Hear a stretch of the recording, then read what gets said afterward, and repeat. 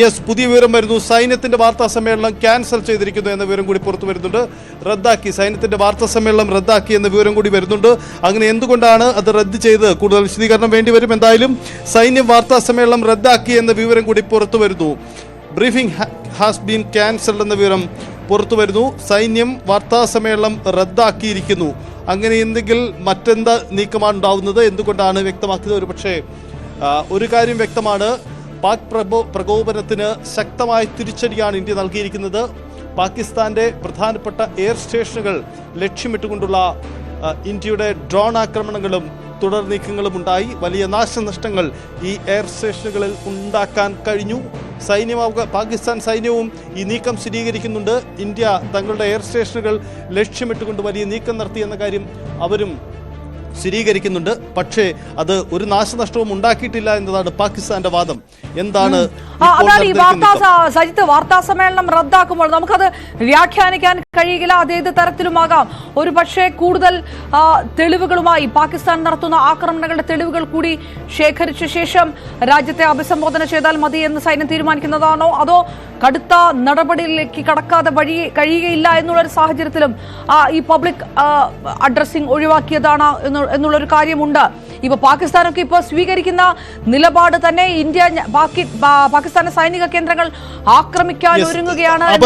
പ്രധാനപ്പെട്ട വിവരം കൂടി വരുന്നു. 10 മണിക്ക് സൈന്യം മാധ്യമങ്ങളെ കണ്ടേക്കും, അല്ലെങ്കിൽ സർക്കാർ ഇക്കാര്യം വിശദീകരിക്കുമെന്ന വിവരം കൂടിയുണ്ട്. ഇപ്പോൾ രാവിലെയുള്ള വാർത്താ സമ്മേളനം റദ്ദാക്കിയതിന് കാരണം ഇപ്പോഴും സൈനിക നീക്കം തുടരുന്നത് കൊണ്ടാണ്.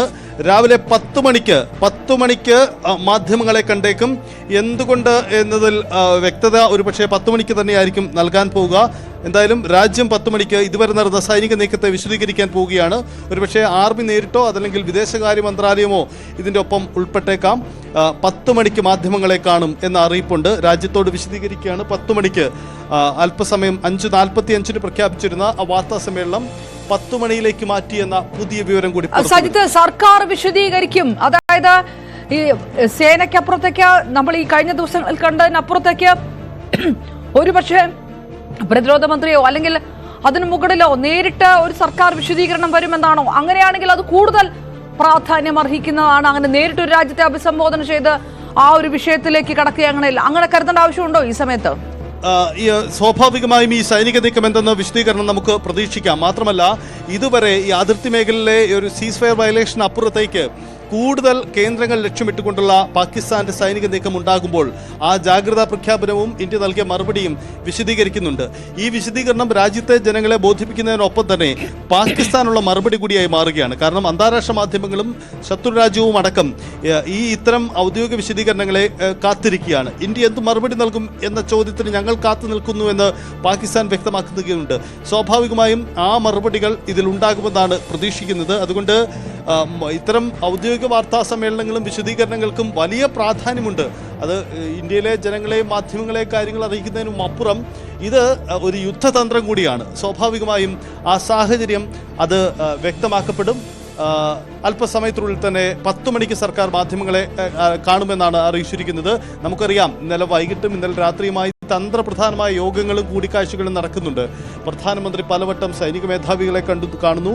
ഒപ്പം തന്നെ സംയുക്ത സൈനിക മേധാവിയും സുരക്ഷാ ഉപദേഷ്ടാവുമായുള്ള കൂടിക്കാഴ്ചകൾ നടക്കുന്നു. അങ്ങനെ തന്ത്രപ്രധാനമായ യോഗങ്ങളാണ് ഇന്നലെ നടന്നത്. അതിൻ്റെ തുടർച്ചയായിട്ടുള്ള നീക്കങ്ങളാണ് ഉണ്ടാകുന്നത്.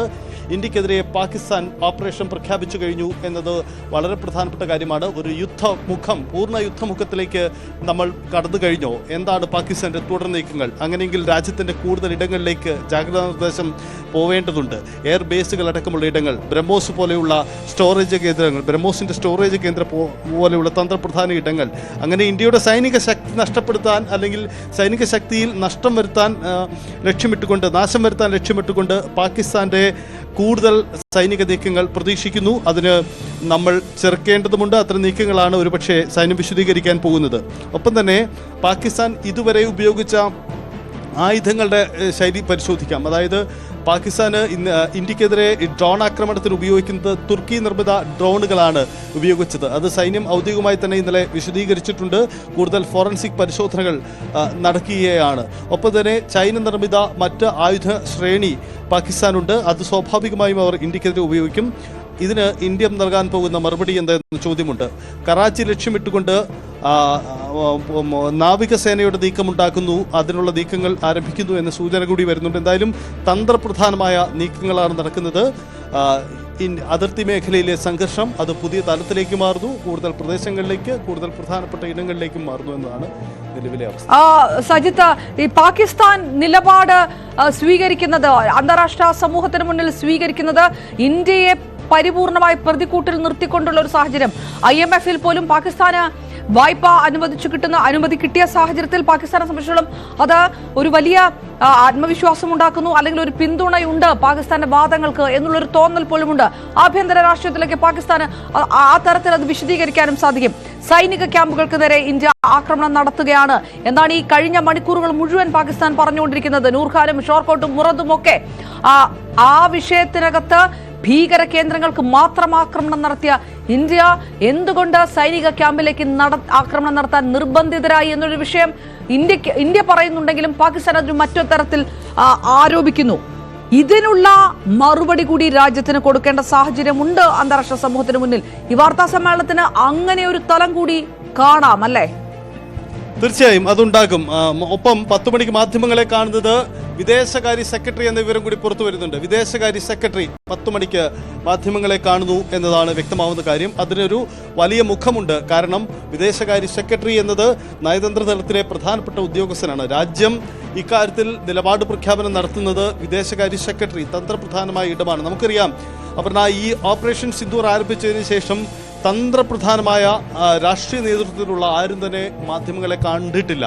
പ്രധാനമന്ത്രി ഇക്കാര്യത്തിൽ വിശദീകരിച്ചിട്ടില്ല. രാജ്നാഥ് സിംഗ് അടക്കമുള്ളവരൊന്നും നേരിട്ട് ഇന്ത്യയുടെ സൈനിക നീക്കം സംബന്ധിച്ച് ഒരു കാര്യങ്ങൾ വിശദീകരിച്ചിട്ടില്ല. അതൊരു യുദ്ധതന്ത്രമാണ്, ഒരു നയതന്ത്ര നീക്കമാണ്. കാരണം അത് ഉദ്യോഗസ്ഥരാണ് അക്കാര്യങ്ങൾ വിശദീകരിക്കുന്നത്. സൈന്യത്തിന് പൂർണ്ണ സ്വാതന്ത്ര്യം നമ്മൾ കൈമാറിയിരിക്കുകയാണ്. അപ്പോൾ ഇക്കാര്യത്തിൽ ഉദ്യോഗസ്ഥ തലത്തിൽ കാര്യങ്ങൾ നിറക്കുന്നുണ്ട്. ഒപ്പം രാഷ്ട്രീയ തീരുമാനങ്ങൾ പിന്നിൽ എടുക്കുകയും ചെയ്യുകയാണ്. ഒപ്പം ഇന്ത്യയിലെ രാഷ്ട്രീയ നേതാക്കളെക്കുറിച്ച് അവരുടെ പ്രസ്താവനകളൊക്കെ അതീവ ജാഗ്രതയോടെയാണ് പാകിസ്ഥാൻ മാധ്യമങ്ങളും പാകിസ്ഥാനിലെ രാഷ്ട്രീയ നേതാക്കളും കാണുന്നതും. കഴിഞ്ഞ ദിവസങ്ങളിൽ പാകിസ്ഥാൻ പാർലമെന്റിൽ നടന്ന ചർച്ച തന്നെ നമുക്കറിയാം. കാരണം ഇന്ത്യയുടെ സൈനിക ശക്തിയെ തിരിച്ചറിയാതെ, ഇന്ത്യയുടെ ഭരണ നേതൃത്വത്തിലുള്ളവരുടെ ശക്തി തിരിച്ചറിയാതെ ഉള്ള നീക്കമായി മാറുന്നു. ആത്മഹത്യാപരമാണോ പാകിസ്ഥാന്റെ നീക്കങ്ങൾ എന്ന സംശയമൊക്കെ അവിടുത്തെ പാർലമെന്റ് അംഗങ്ങൾ തന്നെ മുന്നോട്ട് വെച്ചിട്ടുണ്ട്. അപ്പോൾ ആ തരത്തിൽ അതീവ ജാഗ്രത, അതീവ ശ്രദ്ധയും പ്രാധാന്യവുമുള്ളതാണ് ഇന്ത്യയുടെ ഔദ്യോഗിക ബ്രീഫിങ്ങുകൾ. അതുകൊണ്ട് വൈകിട്ട് ഇന്ന് 10 മണിക്ക് ഫോറിൻ സെക്രട്ടറി, വിദേശകാര്യ സെക്രട്ടറി മാധ്യമങ്ങളെ കാണുകയാണ്. പതിവ് വാർത്താ സമ്മേളനം വൈകിട്ടാണ് നടക്കാറ്, 5:30 നടക്കാറുള്ളത്. പക്ഷേ ഇന്ന് രാവിലെ തന്നെ അദ്ദേഹം മാധ്യമങ്ങളെ കണ്ട് കാര്യങ്ങൾ വിശദീകരിക്കുകയാണ്. 5:45 വിളിച്ചിരുന്ന, വെളുപ്പിനെ അതീവ രാവിലെ വിളിച്ചിരുന്ന ഈ വാർത്താ സമ്മേളനം 10 മണിയിലേക്ക് മാറ്റിയതിന് പിന്നിൽ ചില പ്രധാനപ്പെട്ട സാഹചര്യങ്ങൾ ഉണ്ടായേക്കാം. ഒരുപക്ഷെ ഇപ്പോഴും ഈ ഇത്തരം ഏറ്റുമുട്ടൽ നടക്കുന്ന സാഹചര്യത്തിൽ കൂടിയാവാം അങ്ങനെ ഉണ്ടായത്. ഉധംപൂർ ഇന്ത്യയുടെ തന്ത്രപ്രധാനമായ ഇടമാണ്. ഉധംപൂർ അടക്കം പാകിസ്ഥാൻ ടാർഗറ്റ് ചെയ്യുന്നു എന്ന വിവരം കൂടി വരുന്നുണ്ട്. എന്തായാലും വളരെ പ്രധാനപ്പെട്ട സൈനിക നീക്കങ്ങളാണ് അതിർത്തിയിൽ നടക്കുന്നത്. ഈ യാത്രാ വിമാനങ്ങളൊക്കെ മറയാക്കിക്കൊണ്ട് പാകിസ്ഥാൻ കടുത്ത ആക്രമണം നടത്തുന്നു എന്ന് ഇന്ത്യ വ്യക്തമാക്കുമ്പോൾ ഇതിനെ തുടർന്നാണ് ഈ വ്യോമാതിർത്തി പൂർണ്ണമായും അടയ്ക്കുന്ന ഒരു നിലപാടിലേക്ക് പാകിസ്ഥാൻ പോയിരിക്കുന്നത്. ഒരു അടിയന്തര സാഹചര്യവും പരിഗണിക്കേണ്ടതില്ല എന്ന് പാകിസ്ഥാൻ തീരുമാനിക്കുന്നു. അങ്ങനെയുള്ള എല്ലാ നിർദ്ദേശങ്ങളും പാകിസ്ഥാൻ തള്ളുകയും ചെയ്തിരിക്കുന്നു. പക്ഷേ ഈ സമയമുണ്ട്. ഇത് ഇന്ന് രാവിലെ 3:15 തൊട്ട് ഉച്ചയ്ക്ക് 12 മണി വരെയുള്ള സമയത്തേക്ക് വ്യോമ അതിർത്തി അടയ്ക്കുക. ആ സമയം അത് വളരെ ക്രൂഷ്യലായിട്ട് പരിഗണിക്കണോ? ഈ ഡൽഹിയിലേക്ക് വരെ മിസൈൽ തൊടുക്കാനുള്ള പാകിസ്ഥാന്റെ നീക്കം അത്തരക്കാര്യങ്ങളോട് ചേർത്ത് വായിക്കണോ? വാർത്താ സമ്മേളനം ഉണ്ടാകുന്നതും സർക്കാർ വിശദീകരിക്കാൻ ഉദ്ദേശിക്കുന്നതും ഈ ഒരു വളരെ ക്രൂഷ്യലായിട്ടുള്ള ടൈം, അതിലൊരു പ്രഖ്യാപനത്തിന്റെ നിഴലുണ്ടോ, വെളിച്ചമുണ്ടോ എന്നുള്ള ചില ചോദ്യങ്ങളൊക്കെ ബാക്കിയാകുന്നു. സജിത്ത്, അവർ അത് പ്രസക്തമാണ്. കാരണം ഡൽഹി പോലെ രാജ്യ തലസ്ഥാനം കേന്ദ്രീകരിച്ച് പാകിസ്ഥാൻ സൈനിക നീക്കത്തിന് ഒരുങ്ങുമ്പോൾ ഇത് ഒരു ഇന്ത്യയെ ഭയപ്പെടുത്താനോ ഇന്ത്യക്കെതിരായ വലിയ പ്രഖ്യാപനം നടത്താനോ പാകിസ്ഥാൻ ഇത്തരം സൈനിക നീക്കങ്ങൾ ശ്രമിക്കുന്നത്. അപ്പോൾ അതീവ ജാഗ്രതയോടെ അതിനെ കാണുകയും ചെയ്യുന്നുണ്ട്. പ്രത്യേകിച്ച് അതിർത്തി മേഖലകൾക്കപ്പുറത്തേക്ക് കടന്നു കയറിയുള്ള ആക്രമണങ്ങൾ നൽകി ഇന്ത്യയെ മുന്നറിയിപ്പ് നൽകിയിട്ടുണ്ട് പാകിസ്ഥാന്. സമാനമായി പാകിസ്ഥാനും കടന്നു കയറാൻ ശ്രമിക്കുന്നു. പക്ഷേ ആ സൈനിക നീക്കം, ആ മിസൈൽ അയച്ചുള്ള നീക്കത്തെ ഇന്ത്യ ചെറുക്കുകയും ചെയ്തിട്ടുണ്ട്. ഇന്ത്യയുടെ വ്യോമ പ്രതിരോധ സംവിധാനങ്ങൾ കൃത്യമായി പ്രവർത്തിച്ചു എന്നതുകൊണ്ട് തന്നെയാണത്. അപ്പോൾ അത്തരം നീക്കങ്ങൾ ഉണ്ടാവുന്നത് കൊണ്ട് തന്നെയാണ് പെട്ടെന്ന് അടിയന്തരമായി ഇത്തരത്തിൽ മാധ്യമങ്ങളെ കാണേണ്ട സാഹചര്യം കൂടി ഉണ്ടാവുന്നത്. എന്തായാലും അത്തരം പ്രഖ്യാപനങ്ങൾ നമുക്ക് പ്രതീക്ഷിക്കാം. ഇന്ത്യ നൽകാൻ പോകുന്ന മറുപടി കാര്യങ്ങളിലൊക്കെ വ്യക്തതയുണ്ട്. അതോടൊപ്പം തന്നെ സൈനിക കേന്ദ്രങ്ങളെ ഏതായാലും ഇതിൽ നിർണായകമായിട്ടുള്ള ചില മണിക്കൂറിലേക്ക് കടക്കുന്നത് പാകിസ്ഥാന്റെ ചില നിലപാടുകൾ കൂടി ചേർത്ത് വായിക്കണം. പാകിസ്ഥാൻ ഇന്ന് രാവിലെ 3:15 തൊട്ട് ഇന്ന് ഉച്ചയ്ക്ക് 12 മണിവരെ വ്യോമ ഗതാഗതം പൂർണ്ണമായിട്ട് അടച്ചിരിക്കുകയാണ്. അടിയന്തര സാഹചര്യങ്ങൾ പരിഗണിക്കണം എന്നുള്ളൊരു നിർദ്ദേശം ഉണ്ടായിട്ട് അതുപോലും പാകിസ്ഥാൻ ചെയ്തില്ല. പകരം ഈ ഡ്രോൺ ആക്രമണങ്ങൾ നടത്തുന്നതിനായി യാത്രാ വിമാനങ്ങളെ മറയാക്കുകയാണ് പാകിസ്ഥാൻ എന്നുള്ളൊരു ഇന്ത്യ ആരോപണം ഉന്നയിച്ചിരുന്നു. ആ ആരോപണം ഉന്നയിച്ച് മണിക്കൂറുകൾക്കുള്ളിൽ പാകിസ്ഥാൻ വ്യോമാതിർത്തി അടയ്ക്കുകയും ചെയ്തു. നോട്ടീസ് ടു എയർമാൻ വഴി തീരുമാനം അറിയിച്ചു. ഈ ഡ്രോൺ ആക്രമണം നടത്തുന്നു, ഒരു വശത്ത് മിസൈൽ ആക്രമണം നടത്തുന്നു. ഇതിനിടയിൽ വ്യോമ അതിർത്തി തുറന്നുകൊണ്ടുള്ള പാകിസ്ഥാന്റെ നടപടി അത് വലിയ ഭീഷണി രാജ്യാന്തര വ്യോമ ഗതാഗതത്തിന് തന്നെ ഉണ്ടാക്കുകയാണ് എന്നുള്ള ആരോപണമാണ് ഇന്ത്യ ഉയർത്തിയത്. അതിനെ തുടർന്നാണ് വ്യോമാതിർത്തി അടച്ചത്. പക്ഷേ രാവിലെ 3:30 തൊട്ട് ഉച്ചയ്ക്ക് 12 മണി വരെയുള്ള സമയമാണ് വ്യോമാതിർത്തി അടച്ചിരിക്കുന്നത്. ഈ സമയത്ത് തന്നെ സൈന്യം വാർത്താ സമ്മേളനം വിളിച്ചിരിക്കുന്നു. ആ വാർത്താ സമ്മേളനമാണ് റദ്ദാക്കിക്കൊണ്ട് അത് വിദേശകാര്യ സെക്രട്ടറി 10 മണിയോടുകൂടി സംസാരിക്കുമെന്ന് പറയുന്നത്. ആ നിർണായക പ്രഖ്യാപനം അതെന്താണ് എന്നുള്ളതാണ്. കാരണം കഴിഞ്ഞ ചില മണിക്കൂറുകളായി പാകിസ്ഥാൻ ഉന്നയിക്കുന്നത് ഭീകരവാദ കേന്ദ്രങ്ങളിൽ മാത്രം ആക്രമണം നടത്തുന്നു എന്ന് പറയുന്ന ഇന്ത്യ എന്താണിപ്പോൾ കാണിക്കുന്നത് എന്ന് അന്താരാഷ്ട്ര സമൂഹം മനസ്സിലാക്കണമെന്നുള്ള ആരോപണങ്ങളൊക്കെയാണ് പാകിസ്ഥാന്റെ ഭാഗത്തു നിന്നുണ്ടാകുന്നത്.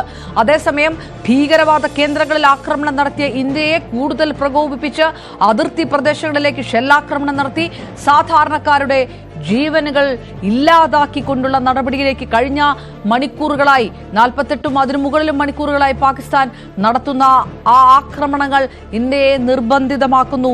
ഈ രീതിയിൽ കൊടുത്താൽ മതിയാകില്ല തിരിച്ചടി എന്നുള്ളത്. ഡൽഹിയിലേക്ക് വരെ മിസൈൽ തൊടുക്കുന്ന നീക്കത്തിലേക്ക് പാകിസ്ഥാൻ കടക്കുന്നു. അപ്പോൾ സ്വാഭാവികമായിട്ടും ഇനി ഒരു പ്രത്യാക്രമണം അല്ലെങ്കിൽ പ്രതിരോധം എന്ന നിലപാടിനപ്പുറത്തേക്കുള്ള നീക്കങ്ങളിലേക്ക് കടക്കാൻ ഇന്ത്യയെ നിർബന്ധിതമാക്കുന്നത് പാകിസ്ഥാനാണ്. അതിനുശേഷമാണ് പാകിസ്ഥാന്റെ നഗരങ്ങളിൽ സ്ഫോടനങ്ങൾ ഉണ്ടായതായുള്ള റിപ്പോർട്ട് വരുന്നത്. ഇസ്ലാമാബാദിലുണ്ടായി, ലാഹോർ, ഷോർക്കോട്ട്, ചാങ്, റാവൽപിണ്ടി എന്നിവിടങ്ങളിലൊക്കെ സ്ഫോടനങ്ങൾ നടന്നു എന്നുള്ള വിവരങ്ങൾ പുറത്തു വരുന്നുണ്ട്. ഈ ഷോർക്കോട്ടിലൊക്കെ വ്യോമത്താവളത്തിന് സമീപമൊക്കെ സ്ഫോടനമുണ്ടായി എന്നുള്ളതാണ് വിവരം. അതായത് സൈനിക കേന്ദ്രങ്ങളിലേക്ക് ഇന്ത്യ തിരിച്ചടിക്കുന്നു എന്നുള്ളതാണ്. റാവൽപിണ്ടി വ്യോമത്താവളത്തിലും ഇന്ത്യ മിസൈൽ ആക്രമണം നടത്തിയെന്നുള്ള കാര്യം സൈന്യം ആരോപിക്കുകയും ചെയ്യുന്നുള്ളൂ. സ്വാഭാവികമായിട്ടും ഇരു രാജ്യങ്ങളും തമ്മിലുള്ള സംഘർഷം രൂക്ഷമാകുന്നു ഇത്തരം ചില നീക്കങ്ങളും അതിനെ തുടർന്നുണ്ടാവുന്ന പ്രസ്താവനകളിലൂടെ എന്നുള്ള കാര്യത്തിൽ തർക്കമില്ല.